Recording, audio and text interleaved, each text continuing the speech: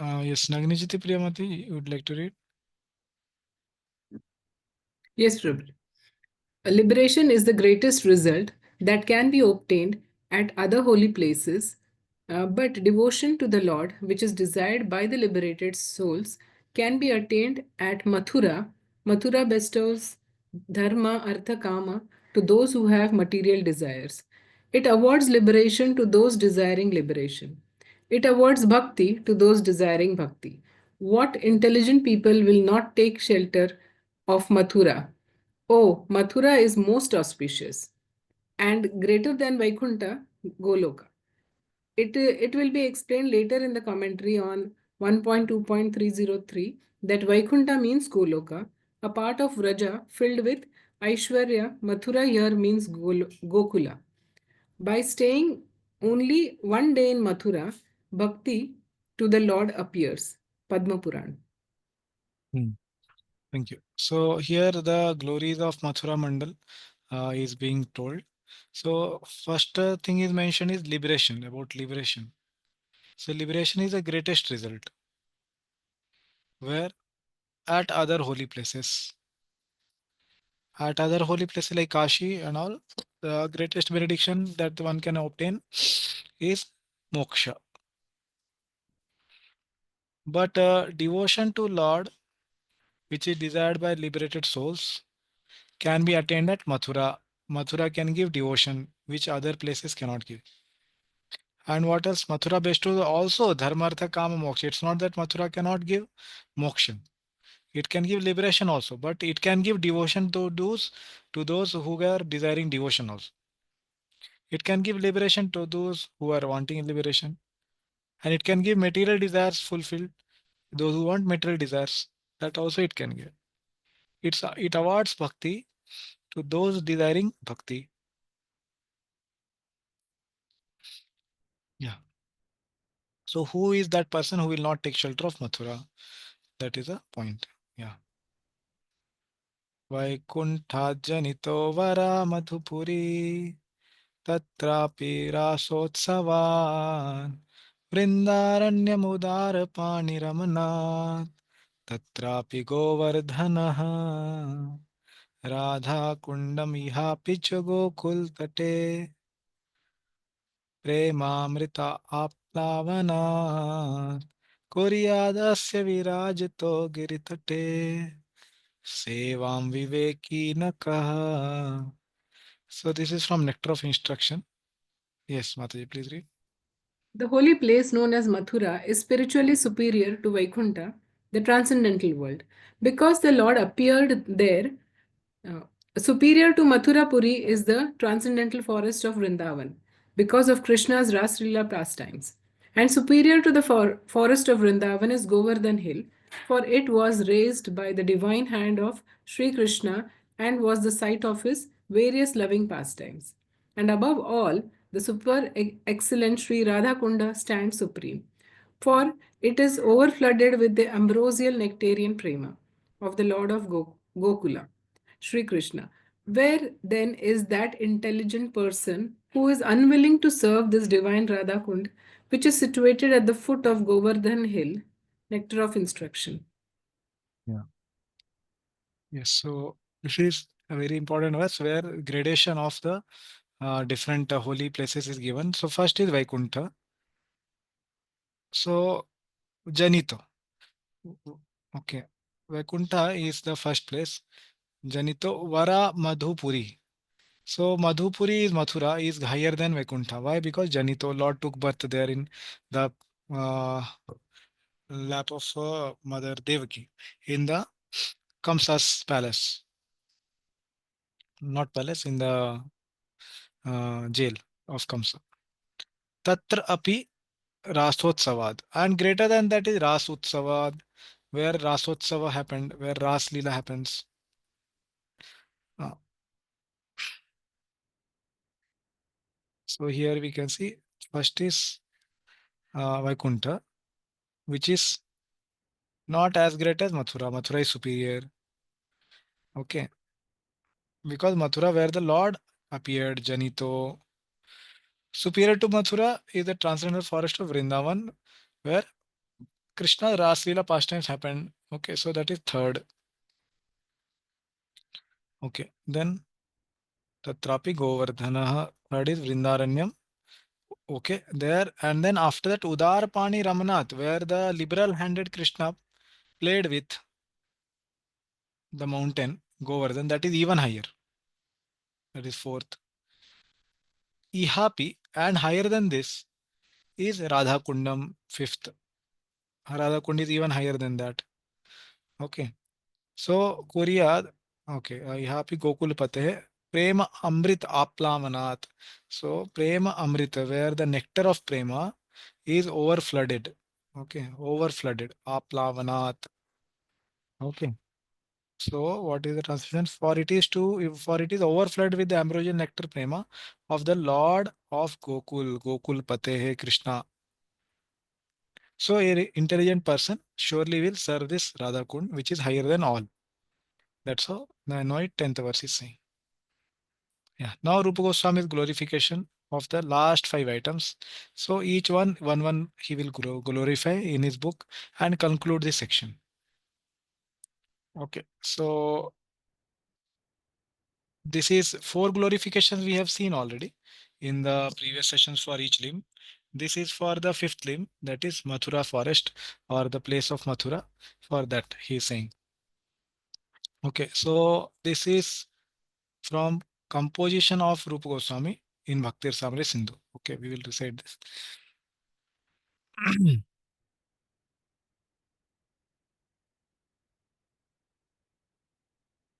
Yeah, this is longer meter. Yeah.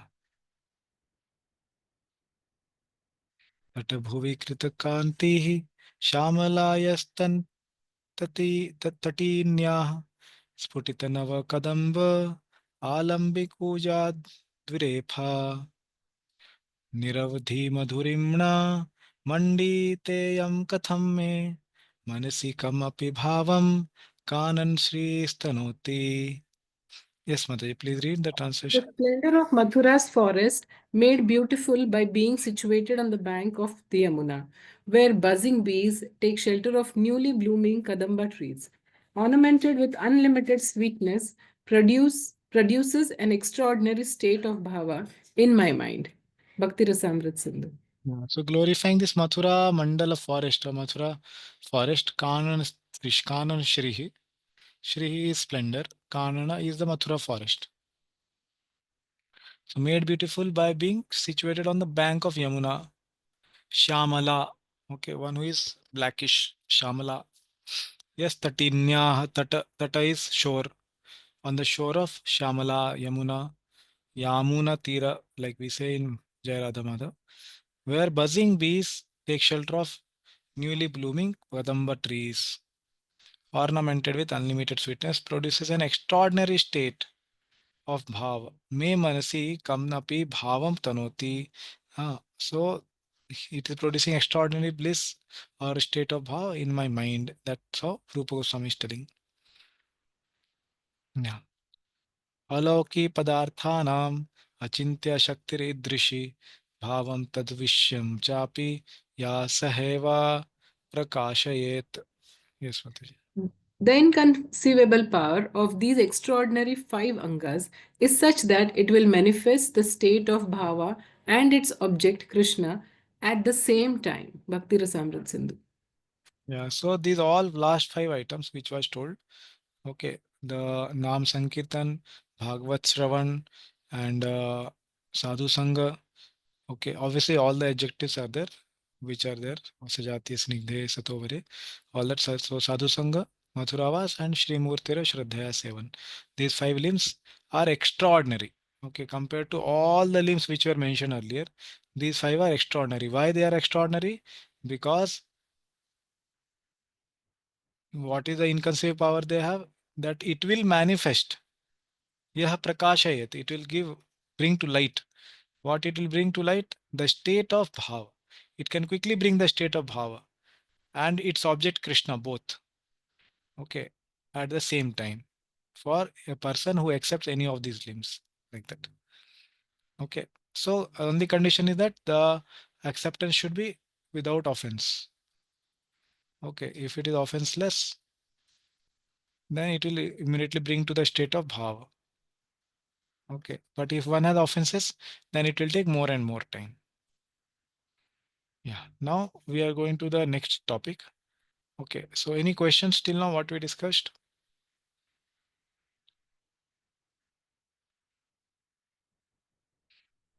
Okay, so we'll go to the next topic, which is the concluding topic of the whole Vaidhi Sadhana Bhakti section.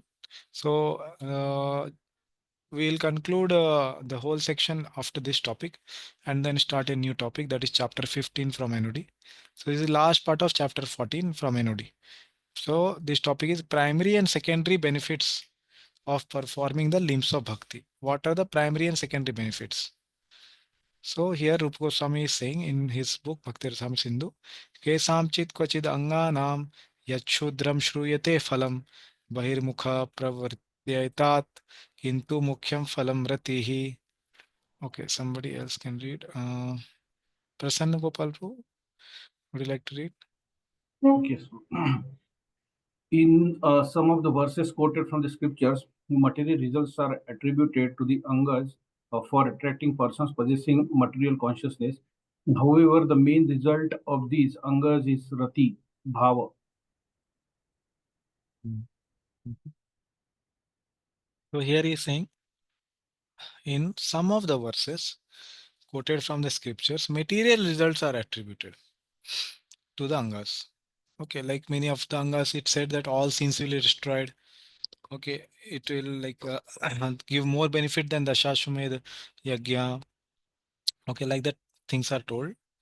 For what purpose? For attracting persons possessing material consciousness.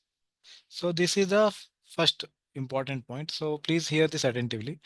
Okay, so attracting persons possessing material consciousness. Those who want these kind of things to be fulfilled, they will come to these spiritual books. Like as I told earlier, also Srimad Bhagavatam gives many material benefits. Like if you read Dhruva Charitra, the person will gain wealth. If one reads Gajendra Moksha, then he will that too. It said that okay, one should read in the morning 108 times, so it will give certain benefit. And it is told some places that all the chapters almost Bhagavatam, after all narrations, it is told that it will give this benefit or that benefit. So here one of the benefit is also given as that one who reads the Shrimad Bhagavatam will not be bitten by a snake. He will not die by a snake bite. Correct. But all of us know that the death of Parikshit Maharaj happened by what? Snake, How did it happen? snake. Takshak snake Takshak snake only destroyed, correct? No, or beat him. So now somebody may ask, Are Parikshit Maharaj was hearing, and in the same Bhagavatam it was told that he will not die by snake bite, and Parikshit Maharaj, the prime hearer, only died by snake bite. So whether the Bhagavatam benedictions are working or not, they are working for those who want it. Parikshit Maharaj never wanted to remain alive. He wanted what? Krishna Prem. So that's why it's told. However, the main result of these angas is Rati or Prema. Okay. So because Parikshit Maharaj goal was here, so he did not receive these kind of benefits. He did not want these kind of material benefits. Okay. Because his benefit was coming directly from spiritual realizations, spiritual benefits. So he received that. He already was a Nitya Siddha, obviously. But I'm saying in general for sadhakas also, if we are desiring of some material benefits from Bhagavatam, Bhagavatam will give us. Okay. If we are approaching it with that consciousness. But if we are approaching Bhagavatam with the consciousness that we want to grow in our spiritual life and attain bhava or prema, then it will give that benediction. It will not give material benediction because that will not be healthy for us to grow in spiritual life. Okay. So Bhagavatam has all the kinds of readers and all the kinds of benedictions for them. All range is there. It depends on us what we want. Okay. So that's why it said my main result that it can give is prema if we want. And if we want something material benefit, that also it will give. But that is not the main result of Srimad Bhagavatam or any spiritual book. Okay, especially in Gaudiya Vaishnava, you can find many books having such kind of material benedictions which are not false. Okay, and sometimes we tell also while preaching in beginning that if you chant, you will get good marks. If you chant, you will have control of mind. If you chant, then your intelligence will be very good utilized, and so many things we tell material benefits of chanting. So is it wrong? No, it is not wrong. In the beginning, one can say to attract the materialistic people, but after they become devotees, one should not hang on to same material benefits. Okay, and we can see that highest and the most important benefit the spiritual activities, all the spiritual activities can give is prema or prati or bhav, but they have capacity of giving material results also, but that is for whom that we have to know. Okay, that is the point. Yeah, so now he'll explain, Jiv Goswami will explain. Please read, Raji. The main result can be understood from following verses. Kama sarva kamava moksha kam udaridi ivrena bhakti yogena yajate purusham param. The person desiring destruction of all desires, a person with all desires, and even the person with an intense desire for liberation, if he has good intelligence, will worship the Supreme Lord with pure bhakti. Yeah. So here it is told that person desiring destruction of all desires, he is a devotee. Akamaha. And somebody has all kinds of desire. He wants earth, he wants money, he wants a woman, or he wants good children, whatever he wants. They can approach Bhagavatam, no problem. Bhagavatam will give that also. But then Bhagavatam may not give prema. Okay. So that is second part. Third is mokshkam. Somebody wants liberation, that also Bhagavatam will give. But again, one will not get prema. Who can get prema? Who doesn't desire anything material from Bhagavatam. Because prema can be attained only by pure bhakti. And what is definition of pure bhakti? Anya bhilashita shunyam. So until unless one has given up all the materialistic desires, okay, which are not favorable for bhakti, till then one cannot practice pure devotional service. And until unless one practices pure devotional service, he cannot attain Krishna prem. That is the point. Okay, another verse he quotes from fifth canto. सत्यं दिशति अर्थितमर्थितो नृणां नैवार्थतो यत् पुनरर्थितः यतः स्वयं विदत्ते भजतामनिच्छताम् इच्छापि दानं निजपादपल्लवम्. The Lord certainly gives desired objects to devotees who request them, but He does not give those objects in such a way that devotee will ask again after finishing his enjoyment. In other words, He gives His lotus feet, which include all desirables, to those worshippers who do not even desire them. Yeah, so very nice verse, fifth canto. It said the Lord certainly gives desired objects. If a devotee desires something, Lord will surely give. Okay, but he does not give those objects in such a way that the devotee will ask again. Means what he will do, he will remove the desire for the object. He will remove the desire for enjoying. Example is Dhruv Maharaj. He wanted a very high uh, benediction of the empire, which is even more than greater than his grandfather, Brahma. Okay, so Lord gave him that. But while he was wanting it and gaining it, he got purified in his desire and he told that I don't want any material benediction now. Correct. So he told that Kachan vichinvam api divya ratnam swamin kritarto asmi varam na yache. That I was looking for some glass pieces. Kachan vichinvam api divya ratnam. But you have given me divya ratna, the transcendental emerald or transcendental jewel. What is that? Bhakti. Swamin kritarto asmi. Now I am become so much grateful. Varam na yache. I don't want any other desires to be fulfilled. Okay. So he got purified. But what did the Lord do? He gave him also that benediction. Okay. So that is the glory of the Supreme Lord, that he will surely give what the devotee wants, but at the same time he will purify him of the enjoying mentality. The enjoying mentality will be purified. Okay. So devotee not asking again after finishing his enjoyment. In other words, he gives his lotus feet. Okay. Lotus feet is what? It includes all desirables. It's like suppose you go to a mall and we liked some item and we want to purchase. So we may tell our parents that, okay, I want this item, and then parents may give. Suppose the person He has his father who is the owner of the mall. So when he goes to the mall, so he will say, "Beta, whatever is there, everything is yours only." Correct. So it's like that. Supreme Lord has such a big mall in which all desires can be fulfilled. So he will give that whole mall only to the person. Okay. But that enjoying tendency, enjoying mentality will be removed. Okay. Like that. Another verse he quotes from ninth canto. Padav Hare Kshetra Padanusarpane Shiro Rishikesha Padavivandane Kamam cha dase na tu kama kamyaya Yatho uttama shloka janashraya ratihi. He engaged his legs in walking to the holy places, the temples of the Lord. His head is bowing down before the Lord, and all his desires in serving the Lord, without desiring material enjoyment, in order to develop prati as possessed by great devotees. Yeah. So again, same thing. He's saying that the devotee engages all his limbs in devotional service, like legs, hands, head, everything, and all his desires in serving the Lord. So later the verses will come of Yukta Vairagya. So these things will be described there also. That how the devotee has desires only that which is useful for or favorable for devotional service. Okay, without desiring material enjoyment in order to develop rati. Okay, so the devotee will give up all the other kinds of desire, but he will have only one kind of desire, that is the rati or Krishna prema he wants. Yes, Prabhuji, please read. However, for those persons with material inclinations, material results are mentioned. For the real devotees, rati is the result because rati is produced simply by hearing about the qualities of the Lord. Even though this worship is easy, it produces results that cannot be attained by other processes. Yeah.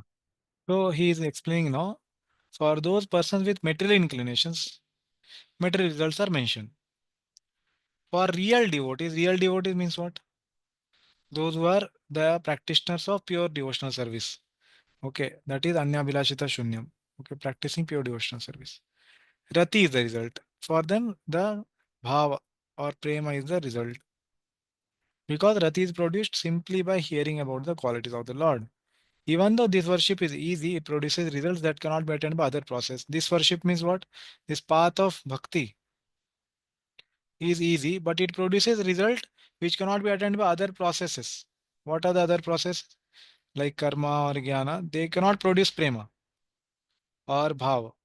But bhakti can produce prema as well as bhava, everything. That is the meaning. Yeah. Therefore, bhava or rati is the main result of practicing the angas of the bhakti. Yeah. Okay. This topic is we have discussed a little bit earlier. Now again, Rupa Goswami brings out this same topic again. Previously, he had told in Angas of Bhakti that Varnashma is not an Anga of Bhakti. Okay. Sorry, now he's telling Varnashma is not an Anga of Bhakti. And previously, this topic had come earlier before we started discussing the Anga. There, the discussion came about this Varnashma before also. So now he's going to present again the same topic. Okay, stressing on it that Varnashma duties are not the limbs of Bhakti. So he's not telling about Varnashma system. Again, I will clarify. Varnashma system is very much accepted by devotee. What is Varnashma system? Varnashma system is the system of the Varna and Ashrama. That is the four Varnas and four Ashramas. Is accepted by devotees. Brahmana, Vaishya, Kshatriya, and Shudra, as well as the ashramas, Grihastha Ashrama, Brahmacharya Ashram, Vanprastha, and Sannyasa Ashram. They are externally accepted by all the devotees. The system is accepted. But the system of the Vedic times had some duties also, like doing some yajna, which may not be directly related to devotional service. That is not accepted. So that will be explained now. Sammatam bhakti vijnanam bhakti angatva na karmanam. Okay, somebody else can read now. Dipali Mataji, are you able to read? Yes, Prabhuji. The the consensus of those knowledgeable of bhakti is that karma duties is not an anga of bhakti. Okay, for me, your voice was breaking. Maybe you can change your place if possible. Okay, so what he is saying that consensus means the conclusion of different people, okay, of those knowledgeable bhakti vigyanam, those are vigya or knowledgeable of the path of bhakti, sammatam, they have concluded or they have given a consensus. Okay, what is that? That karma, okay, karma marga or karma kanda, or the specifically the point is varnashrama dharma, okay, which is the accepted path of those who are having faith in karma, who have faith in karma yoga. Okay, for them varnashrama duties are mentioned. Okay, varnashrama duties is for whom? For those who have faith in karma yoga. So when they have faith in karma yoga, they will do varnashrama duties. By doing such, what they will do is purify their heart. Okay, purify the heart. So when the heart gets purified, then they can accept the marga or path of Gyan Yoga.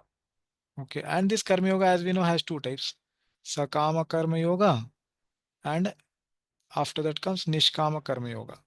So first, the person is having attachment to the fruits. As he gets purified, he will not have attachment to fruits, but he will have attachment to the activity. And when that also gets purified, then it will go to Gyan Yoga. Okay, this is two-step process. And while they are practicing Sakama Karma Yoga and Nishkam Karma Yoga, what actually they are doing? They are doing Varnashma duties. Okay, this is in summary. Okay, but what are the person who are doing Bhakti Yoga? What they are doing? They are doing what? Shravana, Kirtana, all that they will do 9 limbs. This is a path of Bhakti Yoga. They will do. And at the same time, what they will do? They will accept the Varnashma system. Okay, what is that Varnashma system? That is as a Brahmachari, or a grihastha, or a vanprastha, or a sannyasi. They'll accept this externally. But at the same time, they will chant the mantra Naham Varni Nacha Grihapati. Okay. So I am neither a Varni nor a grihastha or sannyasi, all that things they will have in mind. But externally, Iho Bahya, correct? Chaitanya Mahaprabhu and Ramananda Rai's Samvad, it told it Iho Bahya. Chaitanya Mahaprabhu said this is external.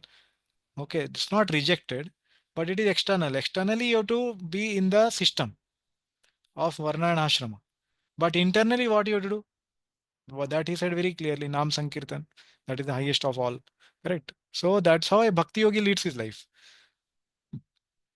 Okay, so if these two things are clear, then this topic will be clear. Otherwise, they will have always confusion will be there. So that's why he's saying that this the karma yoga practitioners, they need to do varnashma duties. Okay, then that's why it is not an anga of bhakti. Those who are doing bhakti yoga, they don't have to do the duties of varnashma, like doing some sandhya vandanam, doing the yagyas prescribed for the grihasthas, all that things. They don't have to spend their time. Okay, please read. Someone may argue as follows. True, there is a glorification of all the angas of pure bhakti, of all the processes, other processes, but Parasharam has glorified karma as well. Yeah, so someone who is a practitioner of karma yoga, okay, who has faith in karma yoga, he will tell that true, what you are saying is correct, but there is a glorification of all the angas of pure bhakti above all other process. But Parasara has glorified karma as well. You are saying that, yeah, bhakti angas are higher than everything. That is true. But Parasara said something. Please hear that. So what he is saying? Varnashrama acharavat purushena parapuman Vishnuraradhyate pantha nanyatattosha karanam. The Supreme Lord Vishnu is to be worshipped by man through the duties of Varnashram. There is no other path for satisfying the Lord. Yeah, so Vishnu, Parashar, yeah, correct. Read it. Vishnu Puran 3.8.9. Yeah, thank you. So here Parashar is saying, see, the Supreme Lord is to be worshipped by man. Purushena aradhyate. Who? Paraha Purusha, Paraha Puman. Who is that? Vishnu. How he should be worshipped? Through the duties of Varnashama. Varnashama Acharavata. By doing his Acharana as the Varnashama system duties. There is no other path. Na anyat pantha path tat tosha, or for satisfying him. Tosh means tushti, means to satisfy. Karanam, there is no other way or reason to satisfy whom? Vishnu, than to follow the path of the Supreme Lord, that is Varnashma system. Okay, by doing the duty of Varnashma. So now there is a conflict actually. So Parashar is saying do the duties of Varnashma. Otherwise, Supreme Lord Vishnu will not be pleased. And earlier to that, we saw that Bhakti Rasam Sindhu Rup Goswami is saying that Varnashma duties need not be done. Correct. So who is correct here? Parashar or Rup Goswami?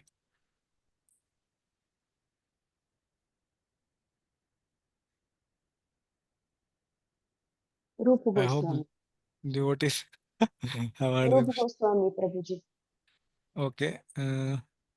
Others?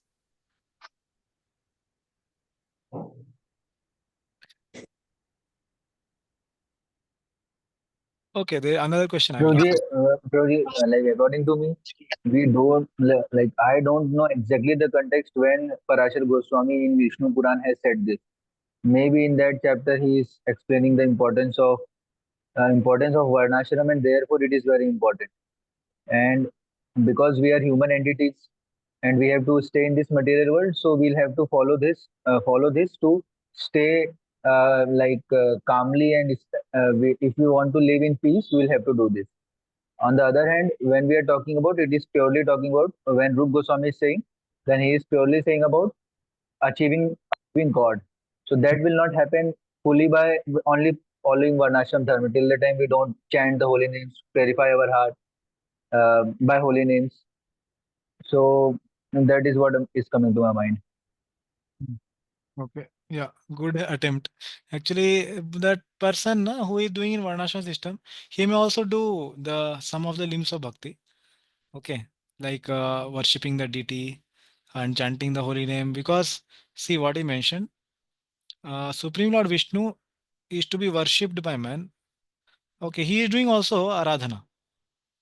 That person who is following the Parashara Varnashram system, that method, he is also doing some kind of worship. And he may also do some limbs of Shravanam, Kirtanam, all these things he will do. Okay, but he is also doing the duties of Varnashma. Okay, and Rupa Goswami, one the person who follows, he will surely do what he is saying. See the verse. He will surely do this Shravanam, Kirtanam, all these things that he will do. And if you remember earlier, also told that practitioner of Bhakti Yoga is at fault if he does not do the first 20 and last 5 limbs. First 20 are the do's and don'ts. Correct. And last 5 are the very most important limbs. If he does not do these 25, then he is at fault. But he is not at fault if he does not do Varnashma duties. Rup Goswami told earlier. Okay. So here, now Rup Goswami is saying, see, you do bhakti, but if you don't do Varnashma duties, you will not be at fault. Okay, it's not a anga of bhakti at all. Like that he is saying. So it seems that Rupa Goswami is saying that yeah, you should do Shravanam Kirtanam, but if you don't do Varnashma duties, then it's not a fault. You need not do it. So what the answer is, like we can say another example and then we can understand the answer. In Bhagavad Gita, there are two instructions. One instruction is Karmanye Vadikaraste Na Phaleshu Kadachana. Your adhikar, Arjuna, is Karmani Eva, path of karma. And after some time, Krishna is telling, Sarv Dharman Parityajya. You should give up all kinds of religion or duties and just surrender unto me. So one speaker telling to one person two different instructions. They are completely opposite.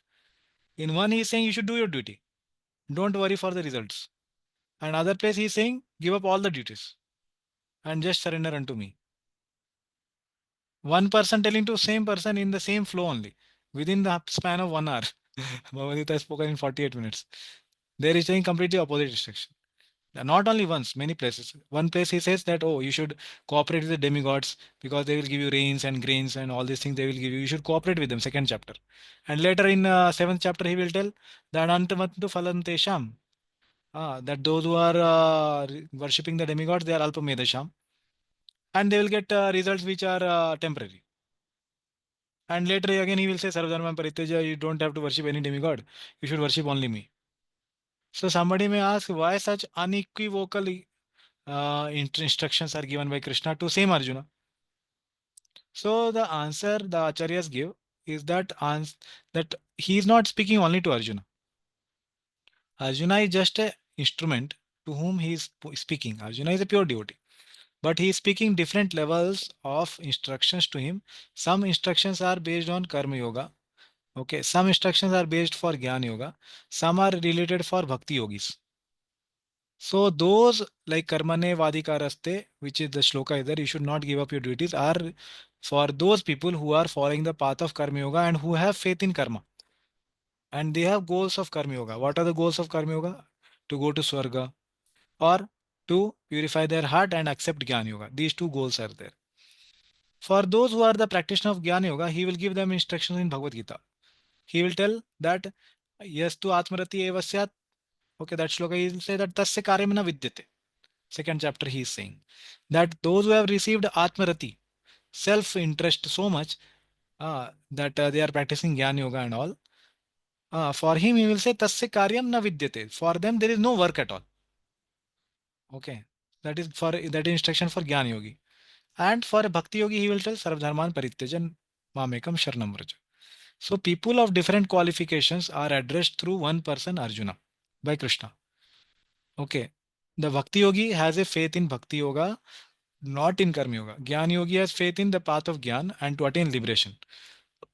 And Karma Yogi has faith in Karma Yoga and he has faith in the results of Karma Yoga, that is going to Swarga or purifying his heart.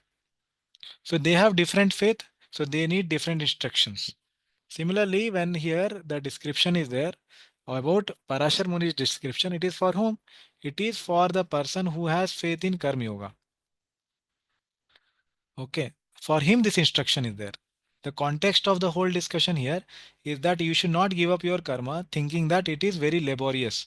Like we have seen sometimes some students and even some devotees who are doing some jobs, they think that, oh, becoming brahmachari is actually so much easy because we will be able to give up so much of encumbrance and the workaholic nature of this world, or so much of the studies that we will have to do, because Prabhupada has said ultimately that this whole study educational system is slaughterhouse.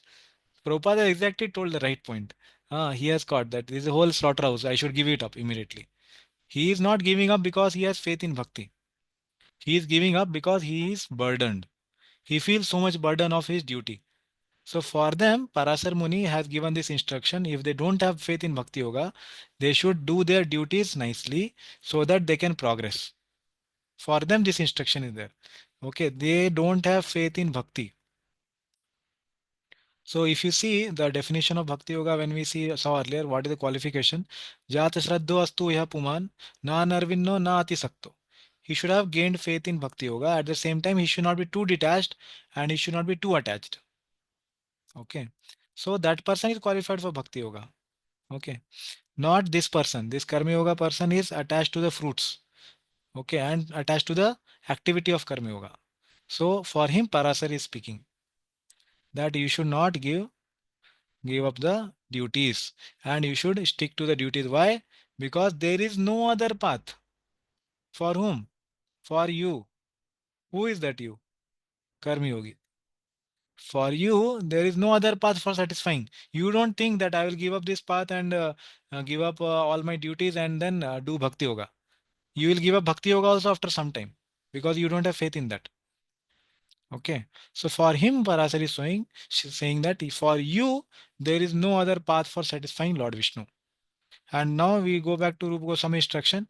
He is saying see, the consensus of those knowledgeable of Bhakti.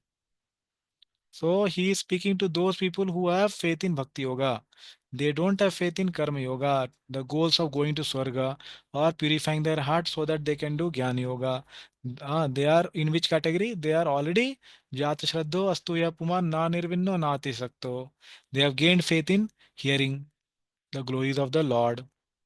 Okay, every day they hear, every day they chant the holy names, every day they do the spiritual activities, whatever prescribed by our acharyas. They have got faith in Bhakti Yoga, and neither they have too much desire to enjoy like going to Swarga, nor they have too much desire to detach by going to Brahman. So they are called Bhakti Yogis. For them, Rupa Goswami is saying you don't have to do the activities of Karma Yoga, that is the activity of Varnashrama duties, okay, which will be taking away your time from Bhakti Yoga. You should just do Bhakti Yoga. Okay, so these instructions are for different levels of people, different qualified people. Okay, now he will explain that. We will read. Yes, please read.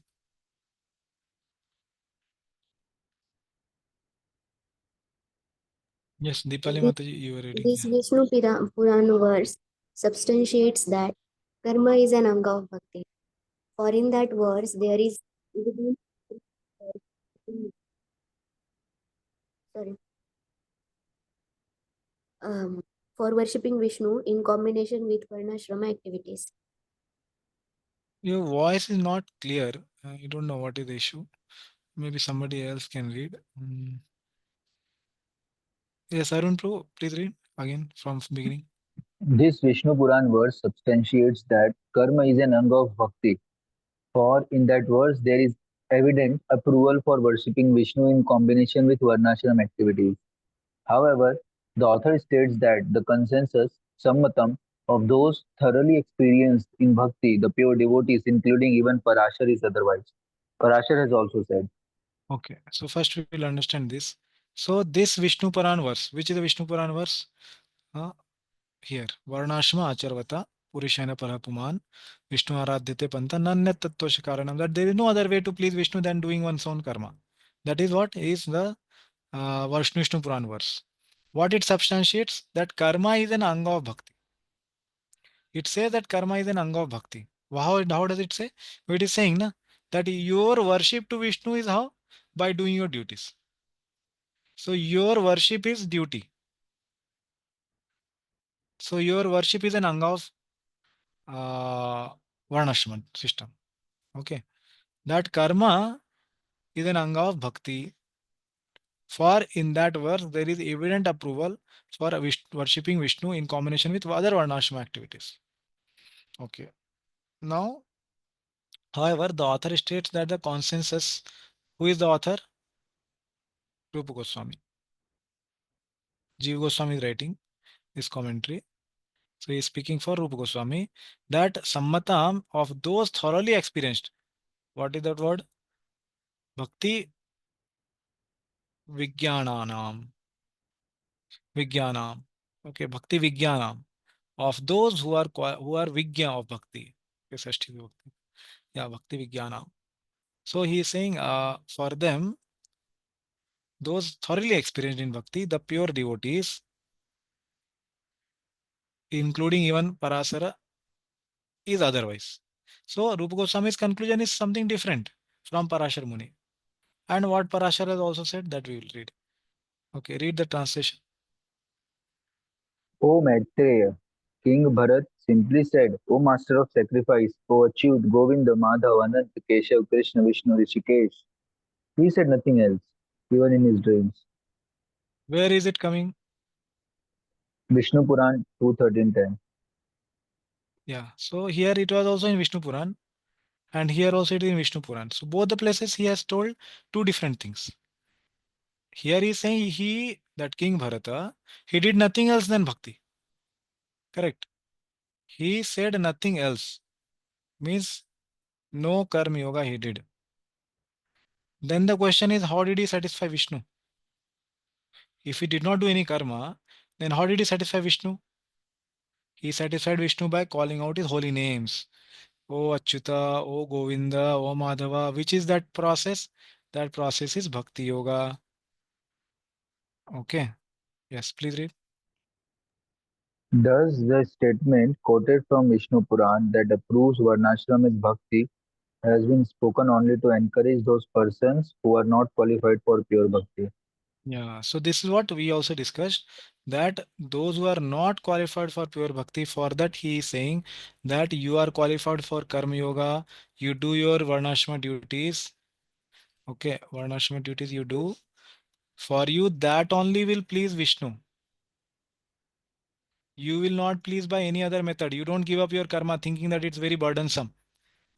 Okay, and think that I am qualified for bhakti. No, no, no. You should do your karma. That only will please Vishnu. That's it. Okay. Now another proof Rupa Goswami is giving from Srimad Bhagavatam. Tavat karmani kurvita na nirvedete yavata matskatha shravanado va shraddha yavanna jayate. Yeah, please To read. perform the daily One should continue to perform the daily and periodic varnashram activities until one actually becomes detached from material sense gratification and develops faith for hearing chant and chanting about me. Srimad Bhagavatam 11:29. Yeah, so very simple words. He's saying, till the time Shraddha, faith you have not awakened in what? Mat Katha, in my Katha, Shravana, Ado. They are basically nine limbs. Shravana, Kirtana, all these things. You have not awakened faith till the time, na jayate. Till that time, what you should do? The karmani kurvita. You should do your karma. Okay, Varnashma duties. You should continue doing. Okay, na nirvidyate yavata. Until unless you have been detached. Until unless you have got detachment, you should continue doing your Varnashma duty, which will give you the results of Swarga or the different results, whatever one wants. But if one has got faith, okay, in the path of bhakti, then one should do only bhakti. Okay, and he need not do any of the Varnashma activities. So that is a shloka. Yeah, please read. This verse explains the circumstances in which the performance of varnashram is applicable, because one should perform varnashram duties until one reaches detachment from enjoyment and develops faith in bhakti. Directions are given to engage in varnashram. Hmm. So one should be able to qualify for bhakti. Okay, otherwise one should do Varnashma or Karma Yoga. Okay. Because one should perform varnashma duties until one reaches detachment. So now devotees may have question, oh, but I have not got detachment from this material world. I have so many desires. So whether I am qualified for bhakti or should I not do varnashma, all that. So for that we have discussed already earlier. It will come here later also. Okay. Okay. That was from 11th canto we had discussed. Okay. That until unless one has, okay, I will show that verse. Okay.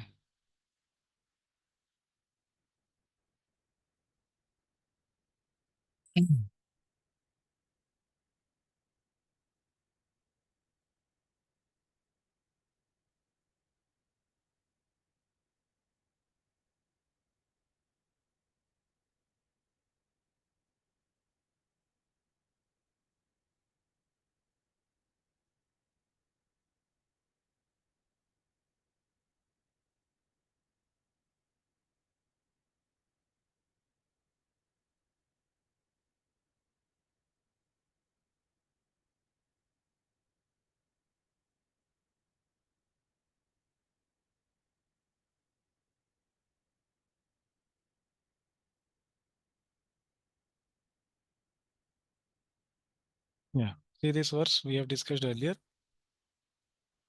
Jat shraddho matkathasu nirvinnah sarvakarmashu ved dukkhatmakam kaman parityage api anishwarah tato bhajet mam prita shraddhalu dridhanishchayah jushmanascha tan kaman dukkhadarkamscha garhayan.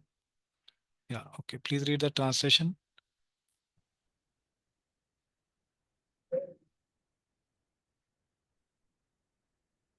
Yeah. Having awakened faith in the narrations of my glories, being disgusted with all material activities, knowing that all sense gratification leads to misery, but still being unable to renounce all sense enjoyment, my devotee should remain happy and worship me with great faith and conviction. Even though he is sometimes engaged in sense enjoyment, my devotee knows that all sense gratification leads to a miserable result, and he sincerely repents such activities. Yeah. So this is what is the qualification for bhakti. If one is not having this, then one will be able to understand that bhakti yoga is not for him. But if he is having these qualities, then he can understand that yes, bhakti yoga is for me. So what are those things? Six things are mentioned. First, do we have faith in the narration of Krishna glories? Krishna is saying here to Uddhava. So have we awakened faith in the narrations of my glories? First thing. So have we awakened faith? Do we feel inclined to hear about the Lord? That we have to check ourselves. Second, being disgusted with all mental activities. Okay, do we feel that this, yeah, mental activities give so much misery, knowing that all sense gratification leads to misery? So I want to give it up. Do we have that desire, or do we want to just continue enjoying mental sense gratification? That is second point. Third, still being unable to renounce. He knows that I want to give it up, but I am not able to give up because of my conditionings. Okay, but he wants to give up actually. So are we having that kind of temperament? Fourth, even though he is sometimes engaged in sense enjoyment, sometimes he is engaged because he has not removed the taste from sense enjoyment. He wants to give it up, but still he has not progressed that much. And also, fifth, he knows that sense gratification leads to a miserable result. That this sense gratification will take to a miserable result. Okay, that last time I did sense gratification, it was so much of disturbing. Okay, to my subtle body, gross body, everything.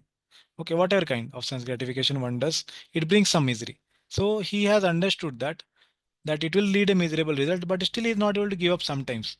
But at the same time, he has faith in the Lord that okay, this path of bhakti works, and in anarth nivritti, these all things will go away. So are we having these qualities in us? If we have these qualities, then Lord is saying that what he should do, my devotee should remain happy and worship me with great faith and conviction. Then he should do this. Okay. So for him is the path of Bhakti Yoga. This is the verse which is for those who are qualified for Bhakti Yoga. This is quoted by Jiva Goswami in the commentary to Anya Abhilashita Shunyam. Okay. So if we have these qualities, then we should understand that Varnashma is not for us. Varnashma duties we don't have to do. Okay. But if we have the desire that yes, I want to enjoy also sense gratification, at the same time I don't want to give up, then Bhakti Yoga is not the best path for us. Okay. So now we'll go back to our PPT. So here he is saying again, I will repeat, because one should perform varnashma duties until one reaches detachment. So that much detachment one should have that yes, I want to give up sense gratification, but it's not expected that one has given up sense gratification. Otherwise, the beginning of bhakti yoga will be nishtha stage. Okay, that is not what bhakti yoga asks. Okay, detachment from enjoyment and develops faith in bhakti, and he should have faith in bhakti. If he has these things, then he will be able to do bhakti yoga. Okay, yes. Yeah, some devotee feeling sleepy, they can get up, they can drink some water, freshen up, and then come. Yes, please continue. The verse spoken by Parashar thus means that because Vishnu is worshipped by a person who follows Varnashram duties, that path and no other is satisfying to Vishnu. This, of course, refers to a person who with no faith in bhakti. Okay. So he is saying the verse spoken by Parashar, which is that verse is spoken? That Varnashrama Acharvata Purishena Parapuman. Correct. That shloka he is saying thus means that Vishnu being because Vishnu is worshipped by a person who follow Varnashma duties. Why is he following Varnashma duties? He has no faith in Bhakti Yoga, he has faith in Karma Yoga. Okay. So that path and no others is satisfying to Vishnu. Okay, that is of course refers to a person with no faith in bhakti. So this person has no faith in bhakti yoga. He is not able to think that oh, see, if I don't do varnashma duty, still Lord will be pleased.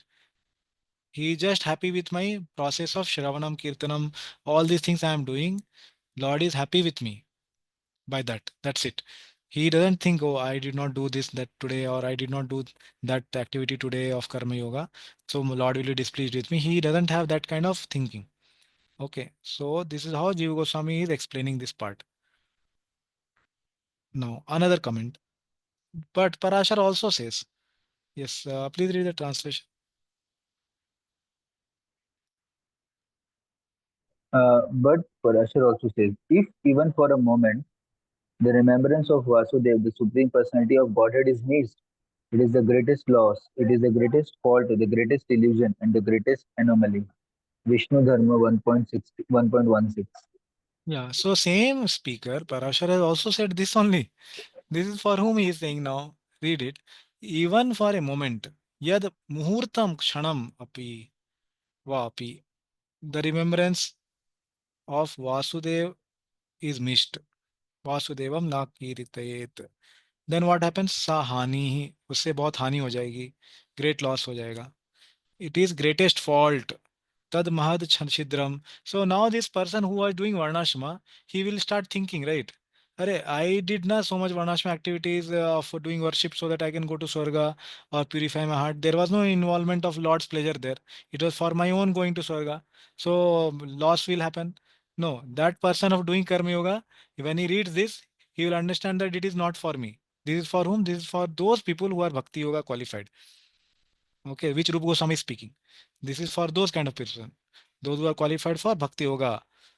Okay, and they have this kind of faith that yes, yes, if I don't do remembering Lord even one activity, then Lord will be not happy or I will not be feeling satisfied.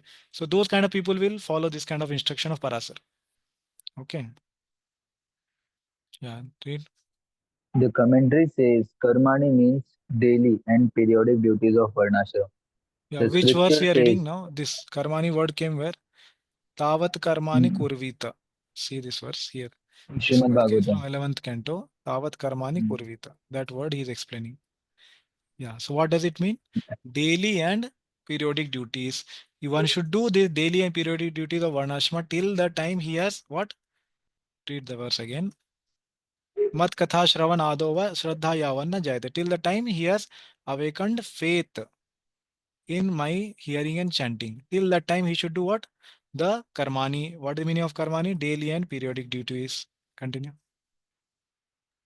The scripture says, Shruti Smriti Mame Yaste Ulangya Vartate Agya Shedi Mama Deveshi Madbhakto Apina Vaishnava. Whoever disregards the Shruti and Smriti scriptures that are mine is a breaker of my order, a hater of me. Even if he is my devotee, he is not a Vaishnava. Now it is concluded na, that Lord himself is saying, see, that Varnashma is given in Shruti and Smriti. Correct? And somebody who is disregarding it, who is disregarding that? Bhakti Yogi. Bhakti Yogi disregards Shruti and Smriti in the form what? Varnashma duties he is not doing. He disregards Shruti and Smriti. So now somebody can quote this and tell, see, Lord only, your Bhagwan only is saying. So he is a breaker of my order. And he is a hater of me, Mama Dveshi. Even if he is my devotee, Mad Bhakto api, na Vaishnava. He is not a Vaishnava. This is final proof now. Correct. Karma Yoga or anybody can speak this and they can tell, see, you are telling I am doing only bhakti, I don't do karma yoga. Then Lord, your Lord only is saying that you are not Vaishnava. So what is the answer for this?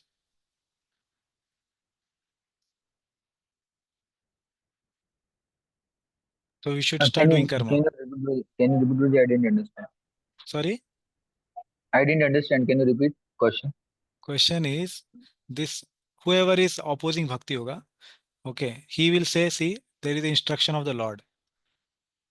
What does Lord say? Your Lord is saying that if you disregard Shruti and Smriti scriptures, what is given in Shruti and Smriti scriptures? They have given what?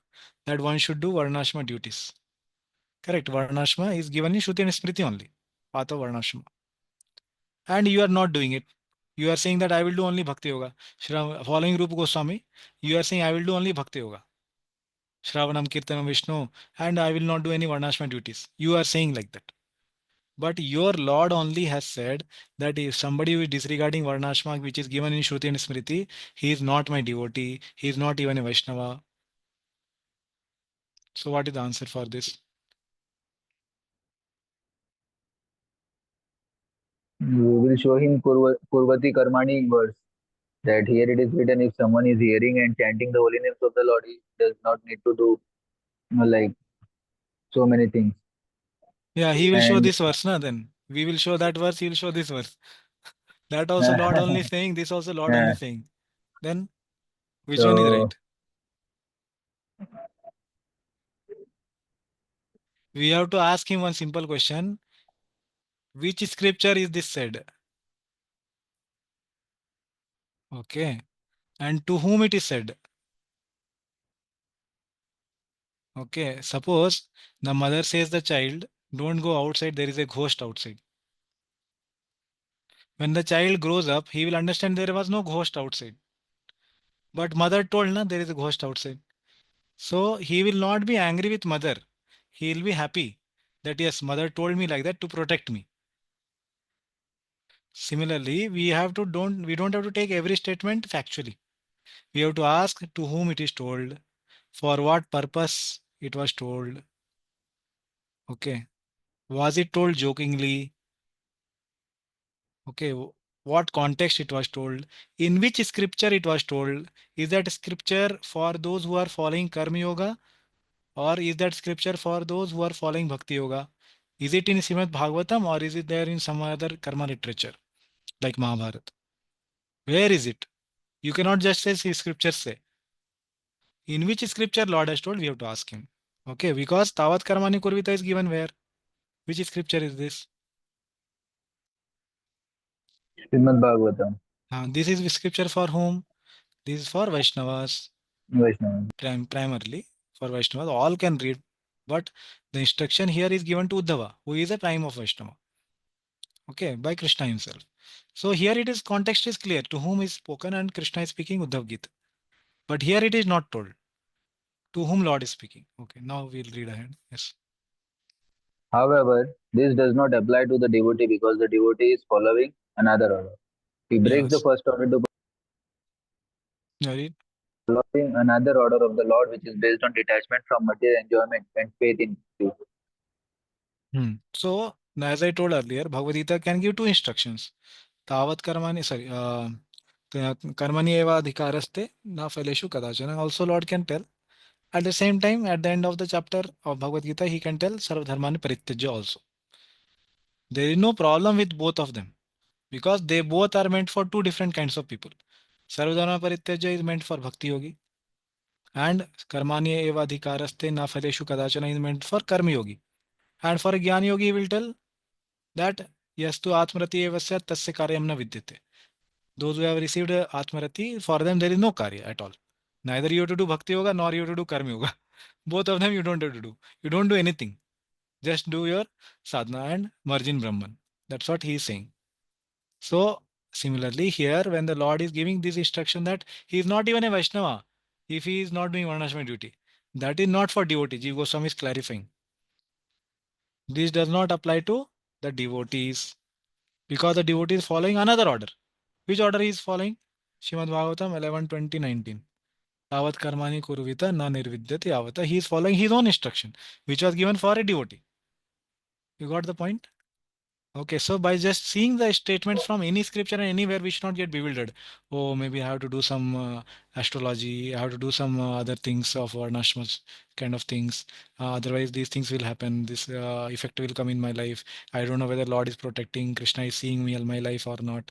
All these things will start coming when one does not have the proper reading from the proper Vaishnava literature. Okay, so the Vaishnava will break the instruction given currently that he is not even a Vaishnava, he is not a devotee, he is not doing karma because he knows that is not for Bhakti Yogi, it is for Karma Yogi. In that scripture, it is told. So he breaks the first order to perform Varnashma. That was order, he breaks it.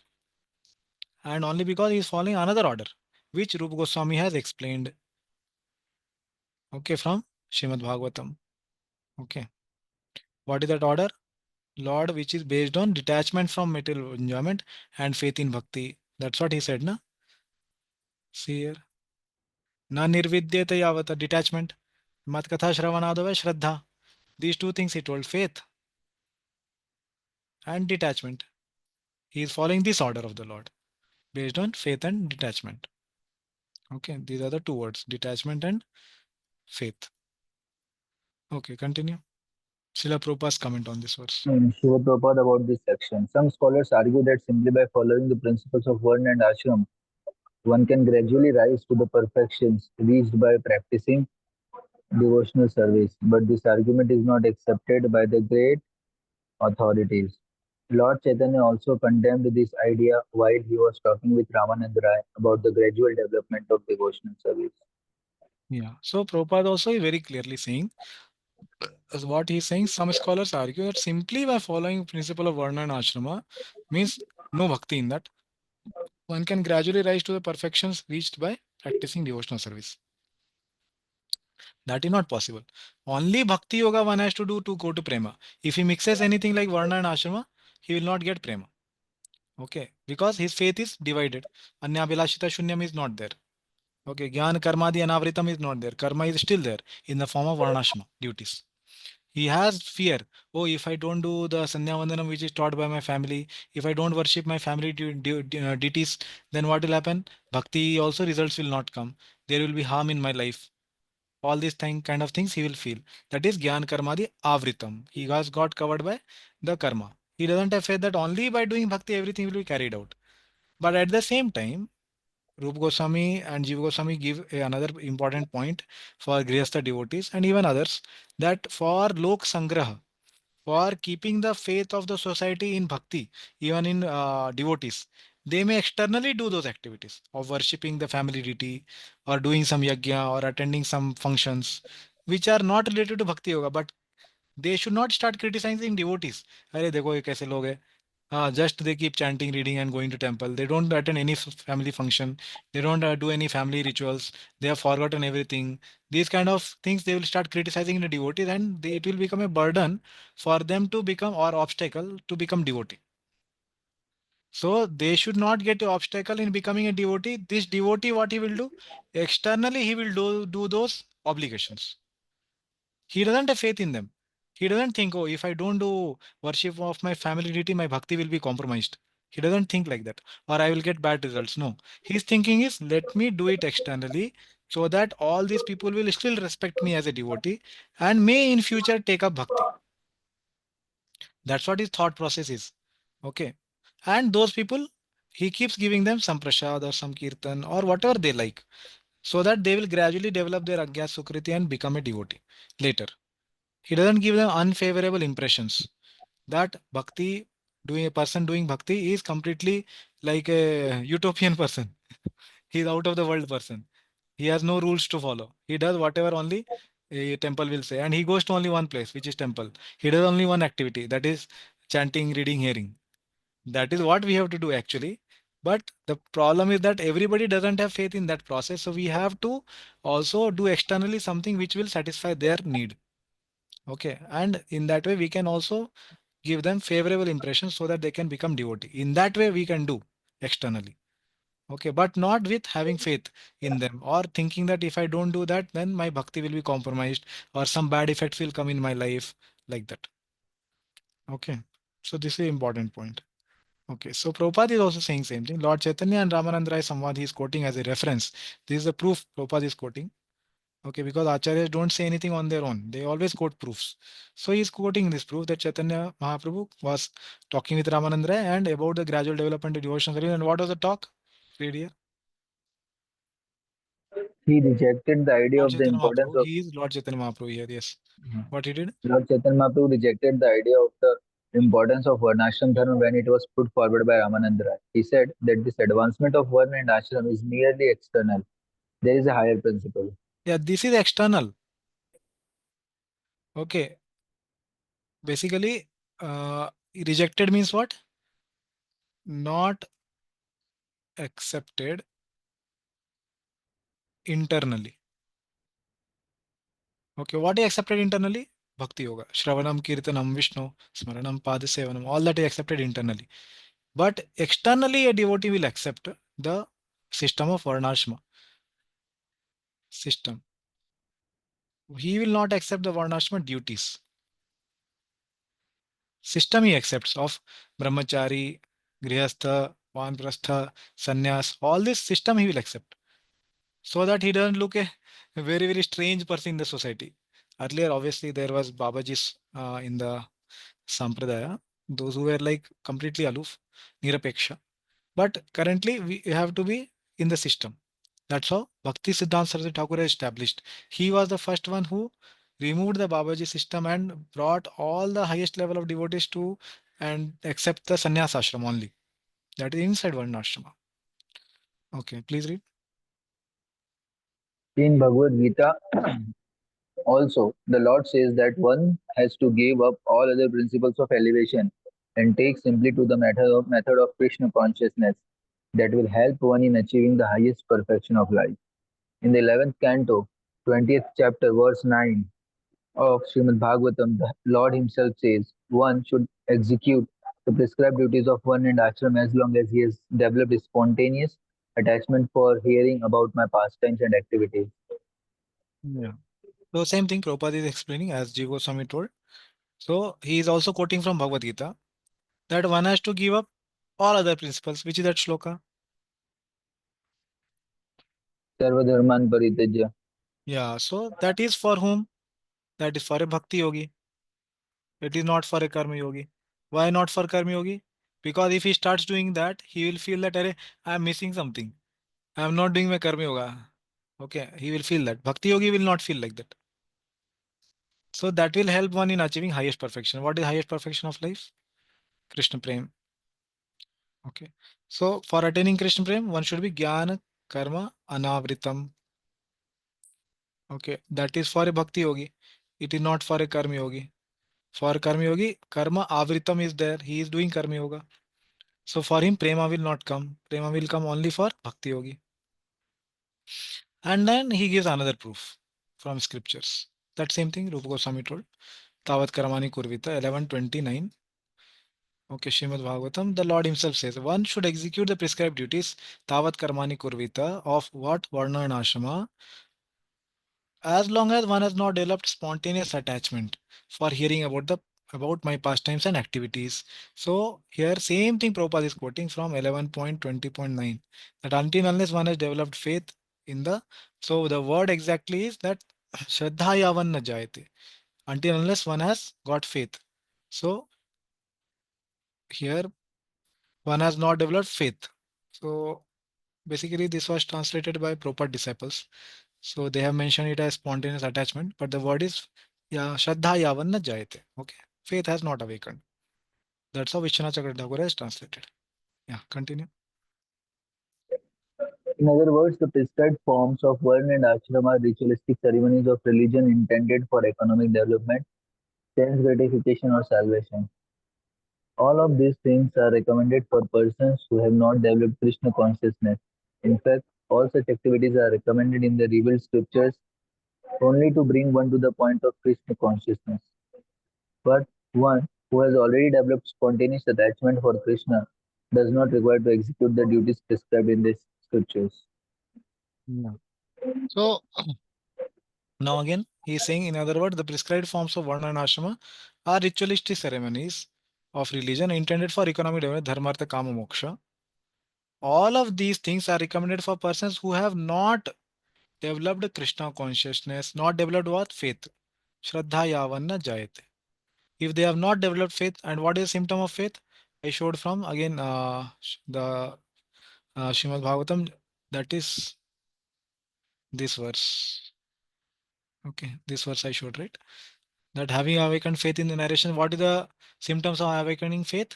That he should be disgusted from material activities and he should feel bad that I have engaged in sense enjoyment and he feels miserable results and he is unable to give up. All these are the symptoms that he is qualified for Bhakti Yoga, but he wants to give up, but he has not fully given up. Okay. So that's what Prabhupada is saying. He should have got faith. In fact, all such activities are recommended in revealed scriptures only to bring to the point of Krishna consciousness. What is meaning here? Karma Yoga is meant for going to Bhakti Yoga. Jnana Yoga is meant for going to Bhakti Yoga. That's what Prabhupada is saying. How they will go? By association of devotee. Whenever Karma Yogi will get association of devotee, he will become Bhakti Yogi. When Jnana Yogi also will get association of devotee, they will become Bhakti Yogi. That is the process. Okay, so but one has already developed spontaneous attachment for Krishna, does not require to execute duties prescribed in the scriptures. So if somebody has become very highly qualified spontaneous devotee, then he doesn't have to do maybe externally also. Okay, just like there was example of the Nirpeksha devotees earlier before Bhakti Thakur, they were Babajis. Okay, so but that is not currently there. Okay, and there is another part which is in the Varnashram system, that is astrology or Vastu Shastra. Also, many times devotee ask question, should we go to astro? I have discussed this earlier in Bhagavad Gita also, but just to revise or to repeat the point. So these are all limbs of Varnashram system, and they are very scientific. Okay, and they can be accepted by devotees with no problems. Okay, but their faith should be in Krishna, and thinking that yes, Krishna has given me this system, so I can take help of them if required, and only for major things, especially astrology. Prabhupada has told it can be accepted at the time when the child takes birth or when there is a marriage ceremony. These two places, Prabhupada has told, one can surely look for an astrologer and take the guidance. These two important places he has told. Otherwise, he told one the devotee has faith in Krishna. Whatever happens in life is orchestrated by Krishna. And as How such, for Vastu Shastra also, one should surely take the guidance from the Vastu Shastra to make the temple nicely or make the ashram or whatever construction one is doing, to take that nicely so that one can take help of Krishna's system. Okay, because Krishna has himself created that system, one can take help of it and make it in such a way that it will give less problems.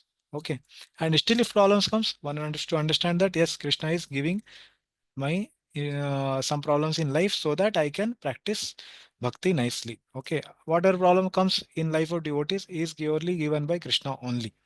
Okay, that we have discussed elaborately in Bhagavad Gita already about this. So if there are any questions before we go to the next topic, we can take. Okay.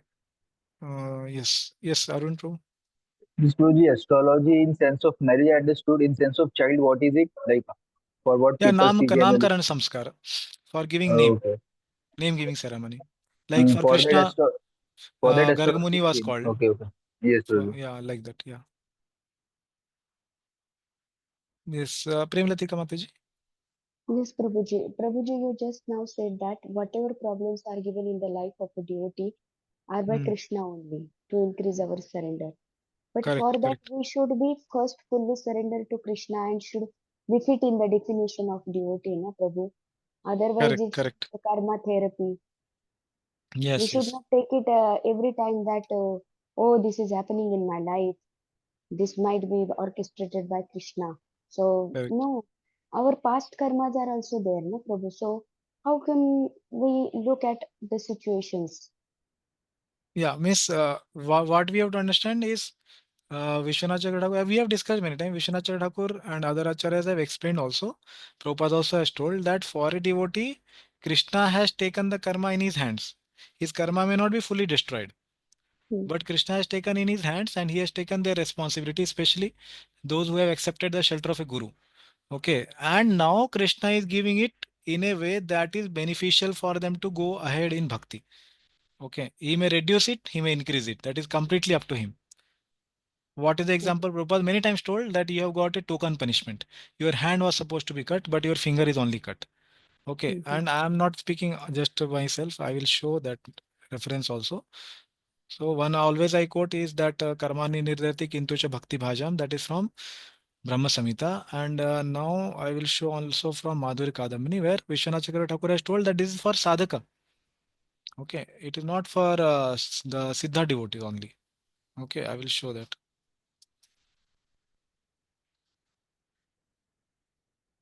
Third chapter. Okay, he is quoting from Shrimad Bhagavatam, Harishye Tadhanam Shanaya. Okay, okay, and you can read Mataji.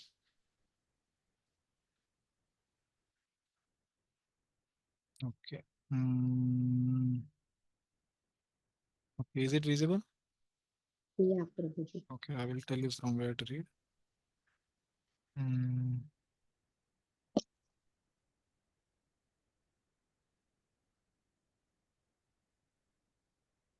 okay, so basically he has quoted this shloka, that 9 stages of bhakti from Shraddha to Prem. Okay, then there is translation of that. This is from Madhurya Kandamuni, right, This is Madhur Prabhuji? Kandamini, third chapter. Yes. Yeah, now, mm, yes, please read from here. Just as a fruit bearing tree bears fruit in due time, the holy name, though pleased with an offenseless person, will reveal its mercy in the form of symptoms of prema. To him, after some time, since the heaps of sinful reactions which are to be experienced due to previous bad practices are factually reduced to insignificance by the process of bhakti, like the bite of a serpent without his poison fangs, the sickness, lamentation, and other sufferings undergone by devotees are not due to the sins of in previous life. The Lord Himself has said, Yeah. "Yasyaham okay.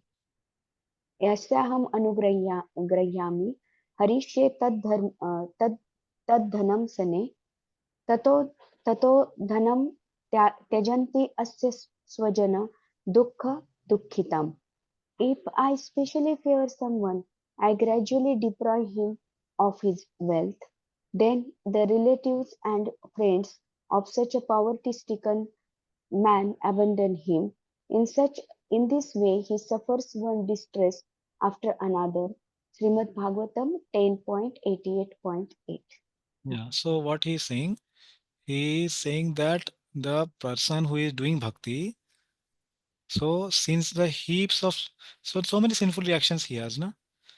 Why? He has because he has done past some bad activities. They are reduced, factually reduced to insignificance by what process of bhakti. Example, like the bite of serpent without his poison fangs. What all things he has to undergo? Sickness, lamentation, and other sufferings. Just like a normal person outside, he will also undergo, but are not due to his sins in past life. What is a proof? This is a proof from 10th canto. Okay, read ahead. It is also said,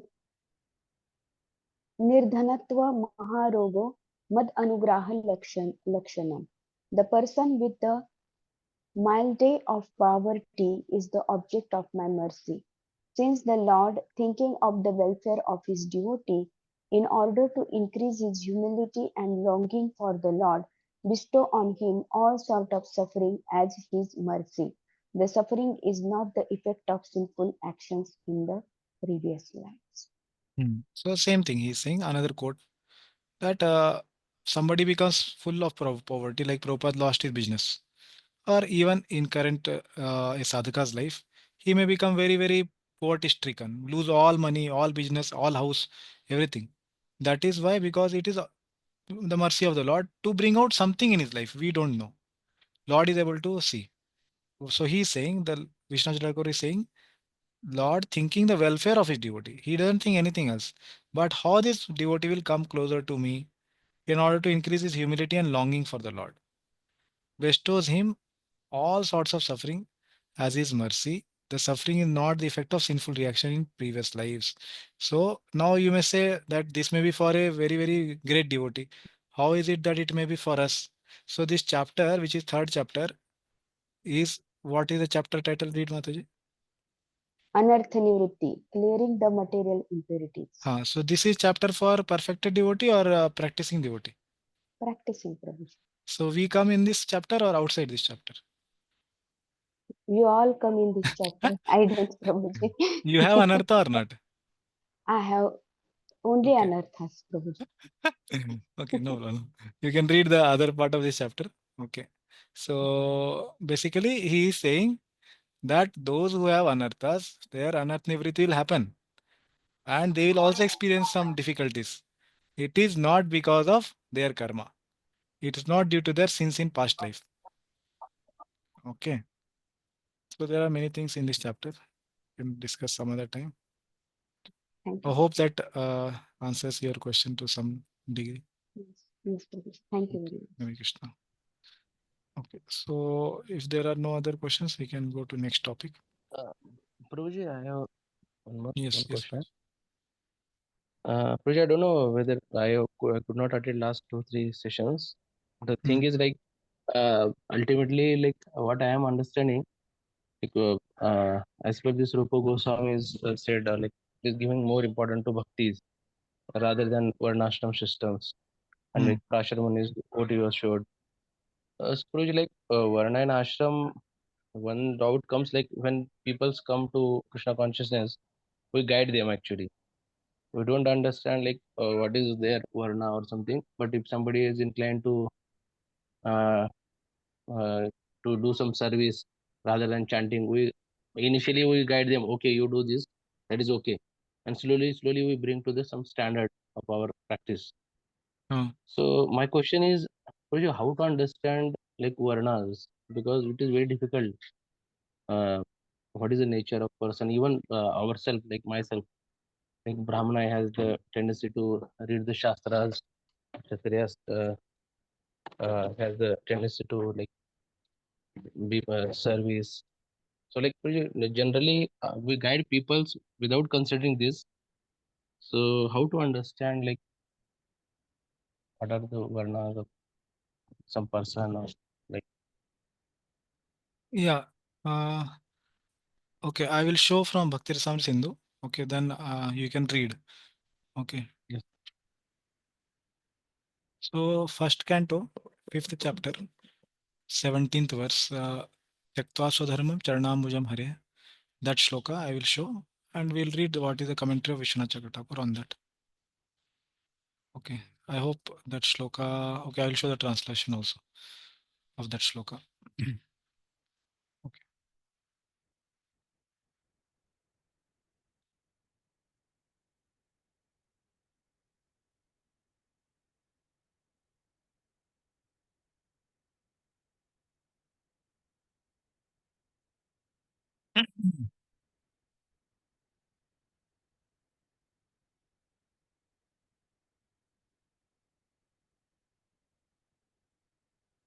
This is first canto, chapter 5, shloka number 17.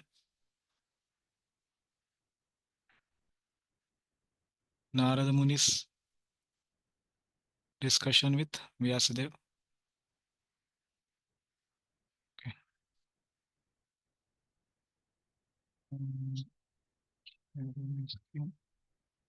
Okay.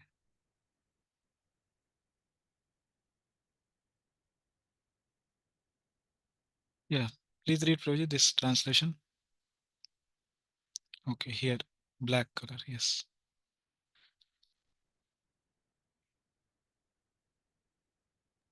If a person having given up his duties in Varnashrama begins the worship of Lord's lotus feet and happens to deviate or not reach perfection, there is no misfortune for him at all in future. But what does the person who follows all duties of Varnashrama but does not worship the Lord again? Yeah. So the answer is clear. That person has given up duties of Varnashrama. He has given the Karma Yoga. Okay. And what he has started? Worship of Lord's Worship. lotus feet. Bhajan. Okay, the verse is like this. Taktva swadharmam charanambujam hareh bhajan apakvata patet tado yadi yatra kva bhadram abhuda amushya kim ko varta apto abhajitam swadharmatah. Okay, so he has started doing this bhajan after tyaktva, after having given up what? Swadharmam, his own obligatory duties. Whose bhajan is he doing? Hareh, of the Lord Hari. Now, even though he is apakwa means not ripened, and he falls, patet, even though he falls, yadi. Va qua abhadram. What is the abhadra? What is the impure or abhadra means inauspiciousness? What he's asking question. What is the inauspicious that will happen? Okay, there is no inauspicious basically he is saying. Okay, rhetoric question he's asking. There is no inauspiciousness. Okay. Even though he becomes unsuccessful or he falls down. On the other hand, a non-devotee, though find fully engaged in occupational duties, does not gain anything. A person just keeps doing his karma yoga, he will not obtain anything. Just doing his karma, not karma yoga, karma, without bhakti. Okay, he will not obtain anything. So, Prabhuji, now your question I will rephrase. You are asking that first thing is any new person comes, we tell them that you just start chanting and doing all these things, and he may give up also his occupational duty, and he may start doing bhakti So, and we don't know his Varna and Ashrama also at the same time. Correct, na? That's your question. Yes, yes, yes, yes, Praja. So, here, did you get your answer? Something here? Yes, yes, What do you yes, understand Praja. from this? What is the answer you got? Tell me. Like we are saying, Praja, even if he's not able to follow the Varnashram dharma, if Hmm. he uh, do devotional service or worship Lord Hari, there is Hmm. no loss.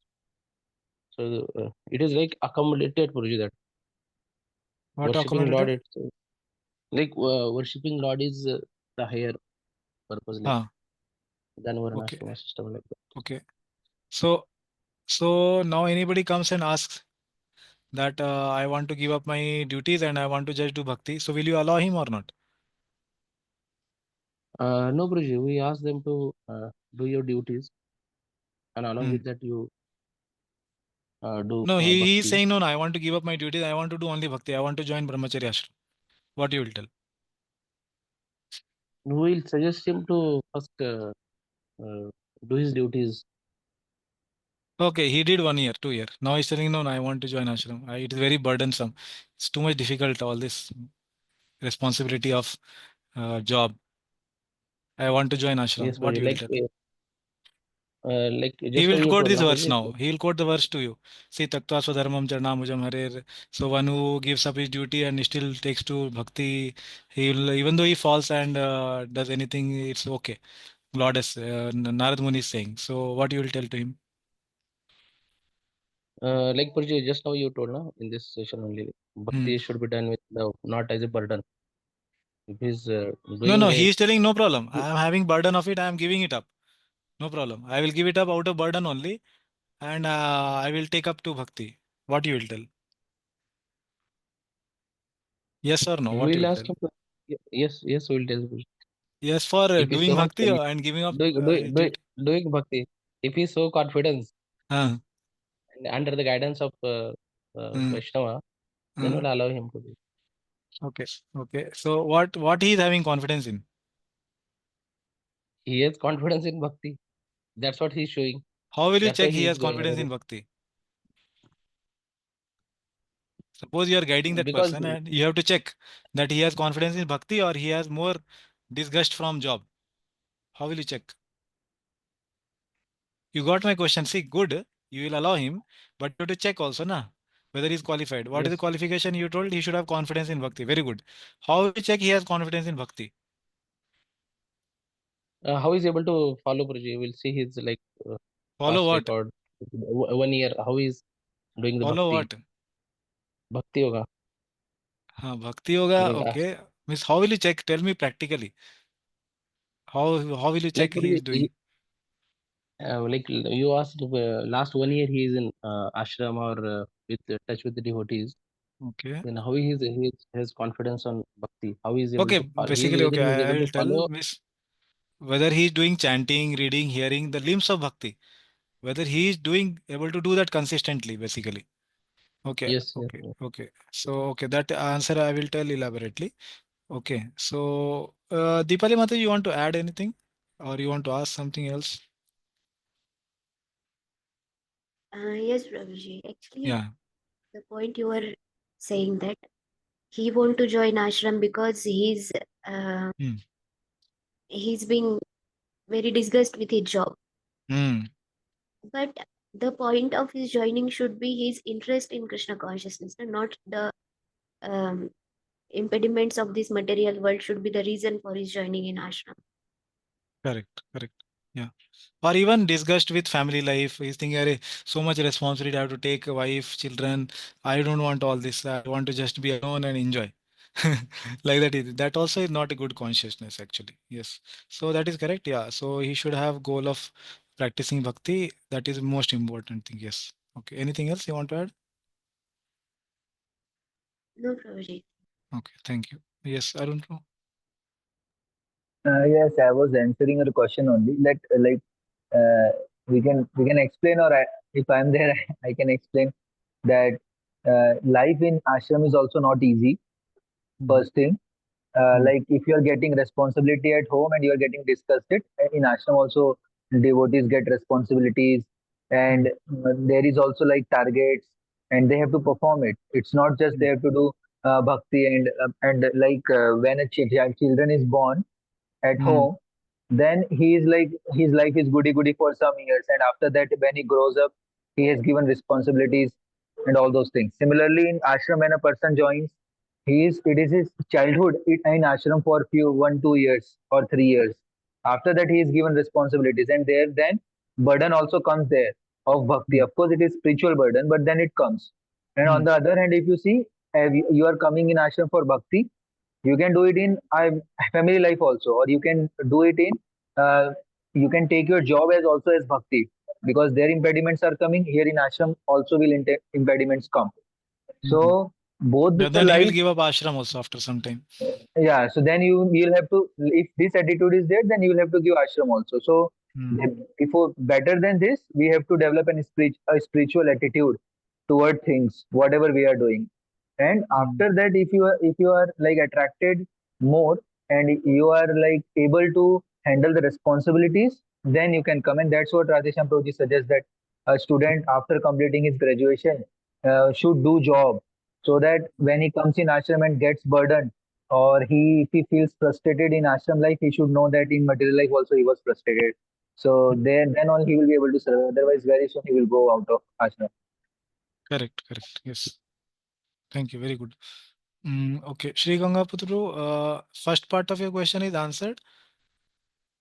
Second part Yes, not Prabhu. we discussed, but first part is it answered? Yes, yes, Prabhu. Okay. Yeah. So I will show one more thing. Then this answer mostly will be completed. Okay. So this is Bhakti Rasamrita Sindhu. Okay.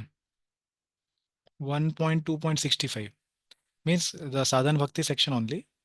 65th shloka.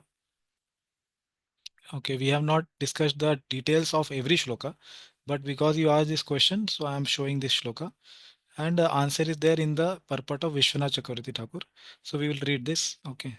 So the shloka he is quoting, basically this section is the same section where Rupa Goswami was saying that who are people qualified for bhakti. Okay. And the section is, just go a little behind and show you so that you understand what is the context of discussion. Okay, a very big commentary. Okay, basically same section of discussion was that who is qualified for bhakti, who is not qualified for bhakti. That section is going on, and he is saying in one of the shlokas that in Padma Purana it is said all are qualified for bhakti. Ah, just like a person is able to take bath in a rivers, like that everybody is qualified for bhakti. So there is no material impiety for bhakti. Okay. And then he said that okay, this is important. Person qualified for bhakti is at fault for failing to perform all important angas of bhakti. What are the important angas of bhakti? 20 plus 5. First 20 and last 5. If somebody does not do that, he is at fault. Then Rupa Goswami says, but he is not at fault to perform the duty of Varnashram. Okay. If he has got faith in bhakti, he need not do Varnashram. And then he's saying, if he by chance happens to commit some sin, suppose he gave up his job and whatever, and he had faith in bhakti, he was properly qualified person for bhakti yoga. He joined ashram or he took up to Grihastha ashram, whatever, wherever he was doing bhakti, but he committed some sin. So there is no atonement prescribed for him. What he should do, he should just continue bhakti yoga. That is the opinion of the great Vaishnavas as secret of scriptures. Now, in the proof of that, he is saying from 11th canto. This is where our answer is. Yeah. So he is showing Swesvadhikari Yanistha Saguna Parikirtita Viparayastu Dosha Syad Ubayor Esanishcha. Yeah, please read the translation. Steadiness Translation. in one Yeah, Gangaputra. Yeah. translation. Thus, in the 11th canto, it is said, steadiness in one's own position is declared to be actually piety, whereas deviation from one's position is considered impiety. In this way, the two are definitely ascertained. Srimad So Bhagavatam what is 11.20. What is piety? Somebody qualified for karma yoga, do karma yoga, you will get piety. You are qualified for bhakti yoga, do bhakti yoga, don't do karma yoga, you will get piety. That is the answer. He's saying whoever is qualified for what he does that, he will get piety in life. And if he does others work, paradharma bhayavaha, Krishna also told that you try to do others duty, even though you can do very nicely, don't do it. Okay, Arjuna wanted to go to forest and start begging instead of fighting. He told you, if somebody doesn't give you arms, you will take out your arrow and you will kill him because you are Kshatriya. Okay, so don't try to do others duty. Even though you may be able to do nicely, don't do it because it will bring impiety. Now we will read a very important part of it, which will give answer to your question. Yeah. So same shloka is quoted, Tavar Karmani Kurvita, which we read now. Okay, now we read this part. Yeah, from here. Those qualified in Gyan and Karma are persons without such faith in Bhakti. Though they may begin practicing pure Bhakti by devotees' association, they quickly show disrespect. As a result, they fail to attain their goals. In that sense, they become full of fault by giving up that for which they are qualified, namely Jnana and Karma. Vipra, eh, opposite means not to be fixed in performing work for which one is qualified, and also to become fixed in some other work for which one is not qualified. Yeah. So now your question was somebody is wanting, he is suppose frustrated and he is feeling confidence in bhakti. He wants to take up bhakti. Should you allow him or not? So good that you told we'll check his confidence, whether how much he has confidence in bhakti. Means he has shraddha in what? Mat katha shravanado vai shraddha. This you have to check. Whether he has faith in hearing the Lord's katha and pastimes and doing chanting, reading, hearing. Does he have faith in that? How to check that he has faith? He is able to do it for a long time. Okay, and he's not agitated while doing that. I should do something else. I should do something else. This will not bring results. This is how we have to check. Now he's telling that if suppose we think, many devotees think like this, thinking based on the which verse they take up this verse. Okay, which I showed now. I will show it again. And this is a very big mistake which devotees do. Okay, so they take up this verse. Tektva swadharmam charnambujam harer. That, oh, no problem. See, here it is told that you give up your bhakti yoga, sorry, give up your karma yoga and take up to bhakti. Even though you may fall down, there is no danger. Whatever you may do, no problem. In bhakti, you have come once, you fall down, do whatever. There is no unsuccess. It's all a success. They tell like that, which is very, very wrong conception. Why? That I am not saying here.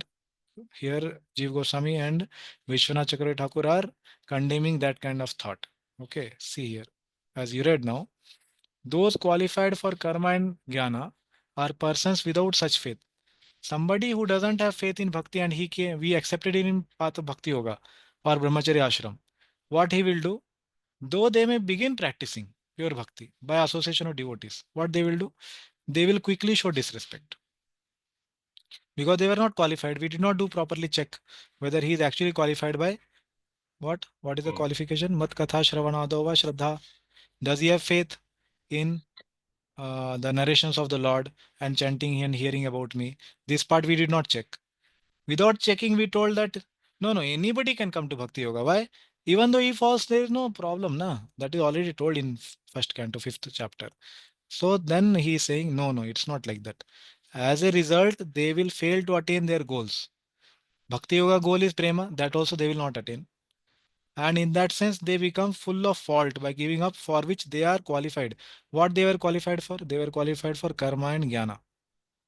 They were qualified to do materialistic some activity for which they wanted results. And we thinking that no, anybody can become devotee, whether faith or not, no problem. So we guided him wrongly. That no problem, you can join ashram or you can become a devotee. Give up your job. Then what will happen? He will lose the results of jnana and karma also. And he will That's lose true. the results of bhakti also. Both he is lost. Because of whom? Because of the person who guided him wrongly. Based on which verse? Tekta Swadharmam verse. Okay. So now he is saying that they become full of fault by giving up what they were qualified, namely Gyan and Karma. Vipraya opposite means not to be fixed in performing work which is one qualified. So whatever one is qualified, he should do that. And we should also not forcibly guide them to accept Bhakti Yoga. Okay. And at the same time, we should not forcibly tell them to give up their jobs, thinking that anyhow Bhakti anybody can do, you know. If one falls also, there is no problem. No, there is a problem. He'll quickly show disrespect. Okay. So and so also to become fixed in some other work for which one is qualified, that also one should not do. Forcibly he should not do anything, and neither we should guide him in that way that if forcibly you become a devotee. Okay. So that is the point. Is it okay, Project? Does it answer your question? Yes, Guruji. Yeah. Second part of the question, we don't know what is our varna and ashrama. At least we know which ashrama we belong. Grihastha, brahmachari. We Yes, know which Guruji. ashrama, but we don't know what is our varna. Prabhupada did not focus much on that. Okay, he told do the Navavida Bhakti, Shravanam Kirtanam Vishnu. That is what will bring the result of Krishna Prema. Okay, for us in ISKCON society, Prabhupada has not guided first to find out which varna you belong to. He did not focus much. He told this is Bahya. At least he told ashrama, you can be situated in one particular ashrama.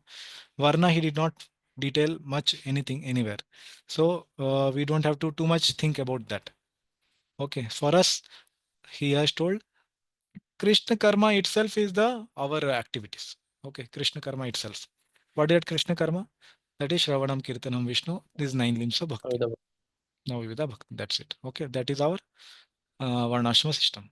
Okay, so I hope it Yes, answers. Guruji. Yeah. Yes, Yes, Guruji. Thank Arun, you. you want to add or ask something? Sorry, I forgot to lower my hand that time. Okay, Last time. okay, okay. So now there is a small topic which I think we can complete. Mm, no.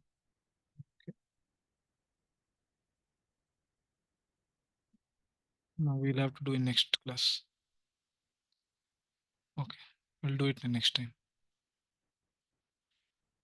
Okay, so we'll pause here and then we'll continue next time. And next time we'll be able to start chapter 15. Okay, and continue with Raganuga Sadhana Bhakti. So there are many people in our society and devotees also who are confused about Raganuga Sadhana Bhakti because of some reasons. We will try to discuss that from Jiva Goswami and Vishwanath Chakravarti Thakur. What are the confusions and why that has come? That section is very important and highly misunderstood by many devotees. So some things which Shivram Swami Maharaj has written in his books, he has written many books in that Suddha Bhakti Chintamani, very important. So I will show some things from that. So he has raised what are the concerns and what are the answers. So that section is very important. This 15, 16, 17, 18, 15, 16, 17, these three chapters. After 18 and 19 is Bhava Bhakti and Prema Bhakti. That anyhow, it is not our realm. Most of us may not be now, but we have to know about it. But 15, 16, 17, these are very important chapter and highly misunderstood by many of the devotees. So please take out quality time for hearing those parts in the next upcoming sessions. Okay, and try to be highly attentive. That is my request. Okay, so we'll pause here and continue next week. Srila Prabhupada ki jai, Srimad Bhakti Rasamrita Sindhu ki jai, Sri Rupa Goswami Pad ki jai. So yesterday we had a 1 minute. I'll just pause the recording. Okay, Arun Prabhu has to stop the recording.